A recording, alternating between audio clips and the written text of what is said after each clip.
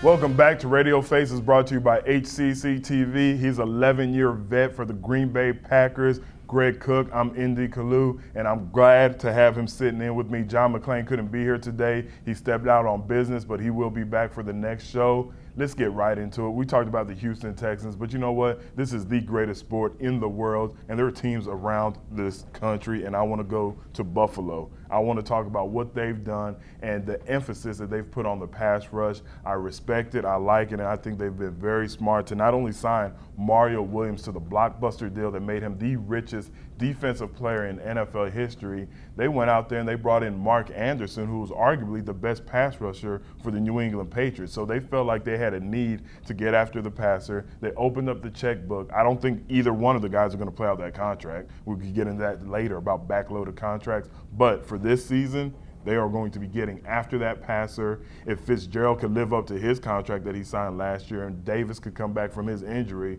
Buffalo might be somewhat of a surprise team. Yeah, I think Buffalo maybe had one of the top drafts in the entire NFL. This is going to make me throw up my mouth a little bit, but Cincinnati Bengals were right after that. Anybody that a Mike Brown draft can say good. Kudos to them. And then your old Philadelphia Eagles, I thought they were outstanding in the players they picked up. Now, there are some question marks as well. You know, RG3, the Heisman Trophy winner out of Baylor, goes to Washington, #2, like everyone expected. But nobody expected him to take then Kirk Cousins in the 4th round, the great quarterback out of Michigan State. Your thoughts on that, ND, because it's baffled a lot of people. You know, when I saw that, I scratched my head. But then I had to go back to some of my arguments in past when I talk about how important the quarterback position is. And I've always felt that you should also put stock into the backup quarterback because, as we know, it's just a play away from losing your starting quarterback. So why not get a backup quarterback that you have faith in, that you feel like he can play? So with Kirk Cousins, if I'm in his shoes, I'm a little bit disappointed because I want to go somewhere where I could prove that I could be the man, I could prove that I could be the starter, or I want to learn from an older guy that I'm expecting to be out of there in 2 years. But to be drafted by a team that just took the #2 quarterback in the whole draft, you're thinking, you're wondering, am I going to be backing him up for my entire career? Am I ever going to get my shot? But from an organizational standpoint, I think it's smart. I think with the style of RG3, the way he runs around, yes, he is a pocket passer, so I'm not just going to throw that stereotype that he's an athletic quarterback, but he does use his legs to improvise. He does run around.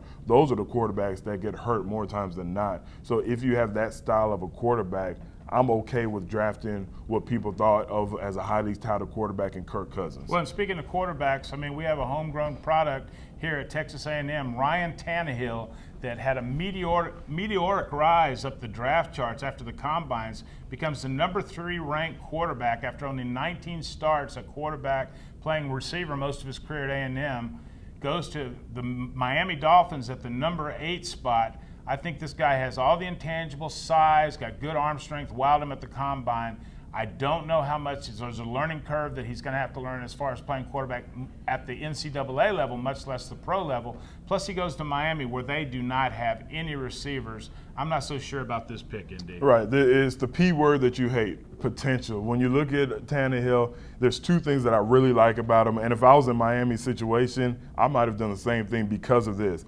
He's the son of a coach, so, you know, he just grew up as part of his DNA, the X's and O's, and he played wide receiver successfully at a big-time college. It's not like he was playing wide receiver at Rice. You know, he was playing at Texas A&M. I didn't say that. Indy Kalu said that. He was playing at Texas A&M, and he was a successful wide receiver. So it lets you know how athletic he is. It also lets you know that when he's playing quarterback, he's going to have some kind of connection, some intangible connection with the wide receivers because he understands them. I think this was a good pickup. Matt Moore is a pretty good quarterback, so it's not like they're just going to hand him the keys to the car. It's going to be a nice competition, and I think 2-3 years, he's going to be a solid quarterback in the NFL. And if you're talking about Miami, nobody had a worse offseason than Miami, with Jeff Ireland trying to hire a head coach they didn't get, trying to get a quarterback, Peyton Manning, they didn't get. But, you know, when you think about it, there is a team that had a worse offseason, and that team could only be the New Orleans Saints. I mean, here's a team that could possibly be the most corrupt team in the NFL, and they're called the Saints. Excuse me? You have Bountygate, where they're now putting bounties on players, and, you know, players talking about player safety, how hypocritical that you're trying to knock players out of the game. And then you have Eavesdrop Gate, where their general manager supposedly has a hardwire listening device in the other team's coach's booth. How does that not upset the competitive balance of the NFL? Some severe punishments coming down. And in fact, we hear today that not only Sean Payton can't see any NFL personnel or talk to them for the entire season, they came down very harshly on Jonathan Vilma today and suspended him for the entire season. You know, the entire season, I thought that was wrong. When we first heard about it, when we were doing our show In the Trenches on Sports Talk 790, my gut feeling was that's just wrong. You know, Jonathan Vilma, he was following orders. His defense going to be Oh, not the Nuremberg defense. There you go. Just following orders. He was just following orders. The reason that he put more into the bounty pot than others, because he was making more. Now, should he have been punished? Yes. The whole season, I think that's a little extreme. I understand what Goodell's doing. He's trying to show everybody, look, we're going to come down. We're going to come down hard if we hear about Bountygate. You think it's still going to happen. I actually don't think it's going to happen, because when you talk about losing your head coach for a year, your star linebacker, and your defensive coordinator gone for indefinitely, so we know it's going to be at least more than a year,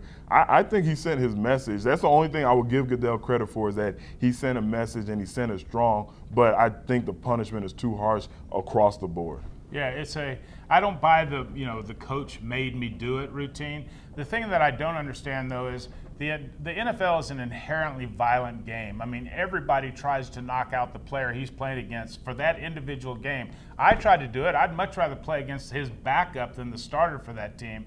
But to try to hurt players permanently, I don't see that. When I heard talk about going after ACLs in the head, that troubles me a little bit. But how do you determine the intent on a hit? When somebody hits somebody as violently as they can in the NFL within the rules, how do you determine whether that was part of a bounty system? I think it's all in the packaging. Maybe if they called it an incentive program, nobody had been in trouble. Or they would have been in trouble for the extra money. But yes, you're right. It's a violent sport. It's almost like taking headshots out of boxing. You just can't do it. We understand what we're getting into when we sign up to play football. That's just a part of the game. And what I found confusing, interesting, was the fact that when they showed the highlights on the other stations with the whole Bountygate and the New Orleans Saints, you never saw any hits that you would say, oh, that must have been a hit where he was getting paid extra. All I saw were a bunch of great hits that were big-time hits that were there to rattle guys and that were there to knock them out of the game, just like you would do whether you would have a quote-unquote bounty system or not.